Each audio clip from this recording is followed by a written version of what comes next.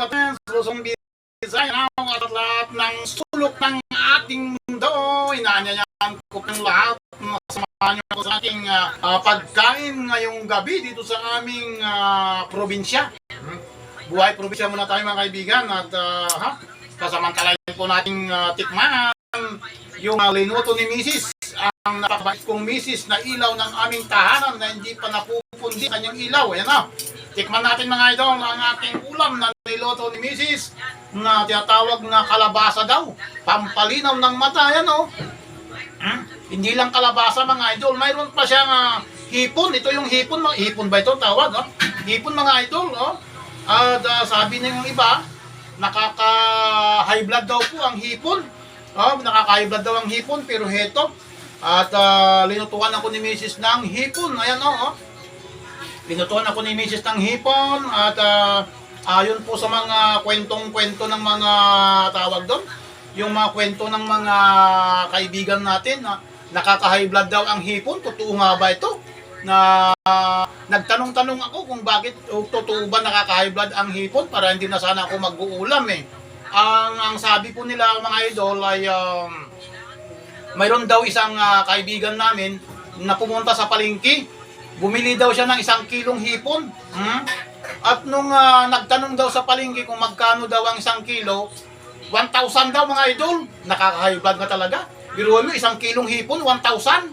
Ayun, nakaka-high blood talaga kapag yung presyo pa lang, nakaka-high blood ka. Ayun naman pala, kaya pala nakaka-high blood ang hipon.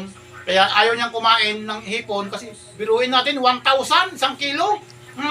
Pero, ayun, kahit na nakaka-high blood man ng hipon, titikman ko pa rin mga idol. Ito na nga, dami lalaki. Talaga naman na pinapausap talaga ako ni Mrs. ng luto niya, pinapatikim niya ako ng hipon. Ayan tikman na natin mga idol kung tamang-tama ba yung timplada. Ito na nga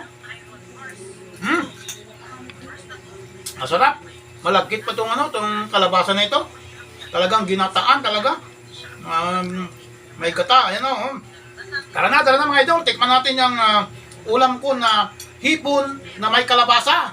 Ginataan kahit na nakaka-high blood. Biruin mo, 1,000 daw 1 kilo sa palengke. Talagang malinamnam mga idol. Ayan Ayan lalaki. Malinamnam, wala na ako itatapon dito.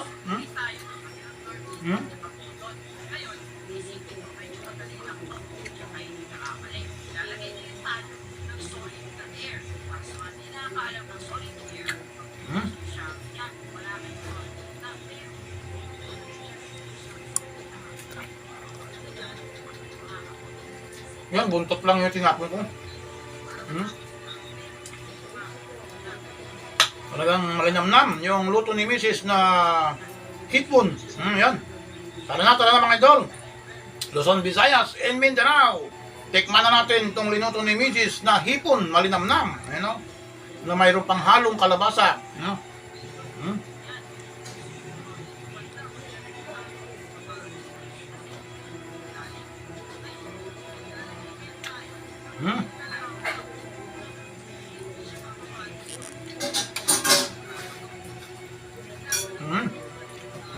Masarap talaga mga kaibigan. Okay mga idol, thank you very much sa iyong patuloy na panonood sa aking mga video in-upload. God bless you all mga idol. Thank you. Maraming salamat po sa iyong patuloy na panonood. Bye bye.